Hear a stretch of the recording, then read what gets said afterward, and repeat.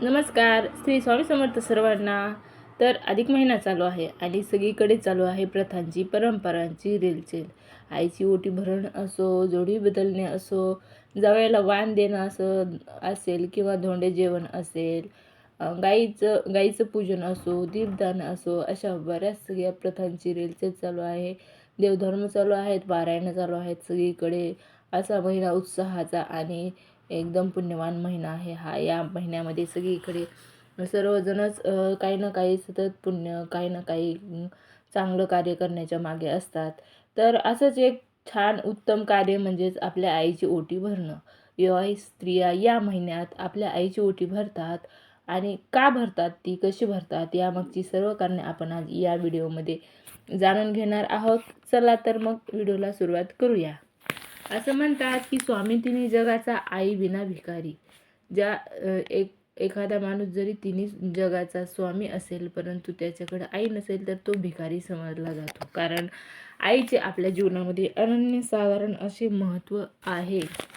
आईचे जे आपल्यावर उपकार आहेत, आई आपल्या आयुष्यात एक मौल्यवान रत्न असते. त्याच्यामुळे तिची कृतज्ञता व्यक्त करण्यासाठी तिचे जे उपकार आहेत त्या उपकाराची तर आपण परतफेड करू शकत नाहीत. किमान त्याबद्दल आपली चांगली भावना व्यक्त करण्यासाठी म्हणून तरी या महिन्यात आईची ओटी भरण्याचं भाग्य आपल्या पदरी पडतं. दर 3 वर्षांनी येणारा हा महिना आपल्या नातेसंबंधामध्ये आपले जे काही सगळे सोयरे आहेत त्यांना खुश करण्यामध्ये या महिन्याचा खूप मोलाचा वाटा आहे. कारण जावयाला दान देणं असो किंवा देवधर्म असो, आईची ओटी भरणं असो, अशा छोट्या छोट्या गोष्टींमध्ये आपले जे जिव्हाळा आहे, नातेसंबंध आहेत ते घट्ट होण्यास मदत होते. अनेकदा आपण परंपरा पाळतो पण आपल्याला यामागचे काय नेमकं आध्यात्मिक कारण आहे, त्याची काय उत्पत्ती आहे, कशामुळं असं केलं जातं हे माहिती नसतं. त्यामुळे आपण याबद्दल सविस्तर माहिती घेऊया. यंदाचा अधिक महिना हा 2026मध्ये अध्यात्म, दानधर्म, पितृकृतज्ञता यासाठी महत्त्वपूर्ण मानला जातो. या महिन्यातच आपल्याला याच तर सगळ्या प्रथा पाळून मोठ्यांचा, थोरांचा, देवांचा आशीर्वाद मिळतो. त्यासोबतच वडीलधाऱ्या माणसांचे जे आपले ऋणानुबंध आहेत ते घट्ट होण्यास मदत होते. म्हणून या पुण्य वेचण्याच्या महिन्यामध्ये आपण ही थोडीशी पुण्य करायची. त्यासाठी तर आपण आपल्या आईची ओटी भरायची. आपण ज्या काही परंपरा, प्रथा पाळतो त्याचे पुण्य आपल्याला अधिक पटीने मिळते. म्हणून तर याला अधिक मास म्हणतात. कारण काही असो, ज्या प्रथा आहेत त्या आपण नक्कीच पाळल्या पाहिजेत. कारण त्या निमित्तानं का होईना आपण कुठल्या तरी गोष्टीमध्ये रस घेतो, त्या गोष्टी आनंदाने पाळतो, त्यावर विश्वास ठेवतो आणि आध्यात्मिक शक्ती आपली प्रबळ होण्यास मदत होते. नात्यामध्ये गोडवा वाढतो आणि आपले जे ऋणानुबंध आहेत ते चांगले होण्यास, सुधारण्यास मदत होते. या जगात आपल्याला सर्वाधिक प्रिय व्यक्ती म्हणजेच ती आई. आई आपल्यासाठी खूप मौल्यवान असते आणि आपल्या संसाररूपी सागरात बुडून इतर काही गोष्टी आपण जरी काय करू नाही शकलो तरी या निमित्ताने या अधिक मासात आपण आईसाठी ही छोटीशी गोष्ट म्हणजे ओटी भरण करून आपण तिच्या प्रेमाबद्दल, तिच्या वात्सल्याबद्दल आणि तिच्या उपकाराची छोटीशी एक पावती म्हणून तिचं ओटी भरण करू शकतो.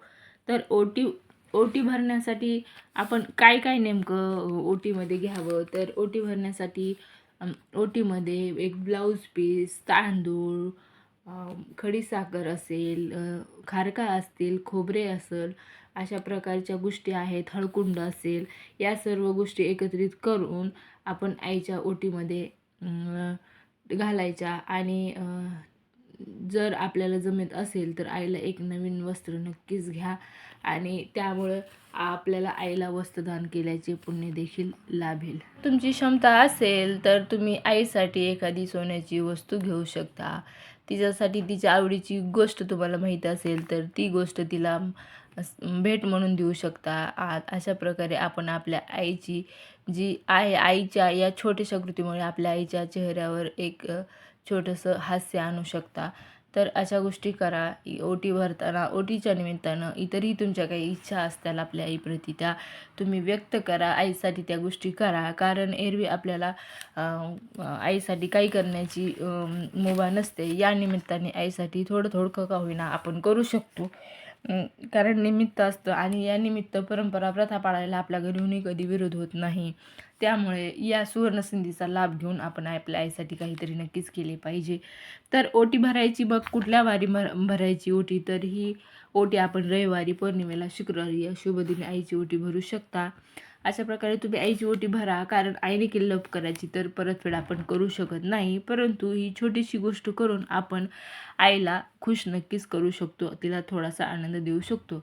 अशा प्रकारे परंपरा पाळून आपण आपले घरदार, नातेवाईक आनंदित करून पुण्य कमवून या महिन्यामध्ये जास्तीत जास्त पुण्य वाढवा आणि सर्व रीती परंपरा माहिती करून घेऊन त्या पाळायचा प्रयत्न करा आणि तुमच्या जीवनामध्ये सर्व गोष्टी सुखकारक होण्यास हातभार लावा.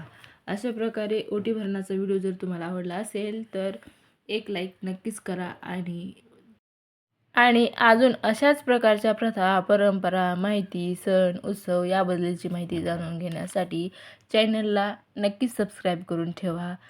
चला भेटूया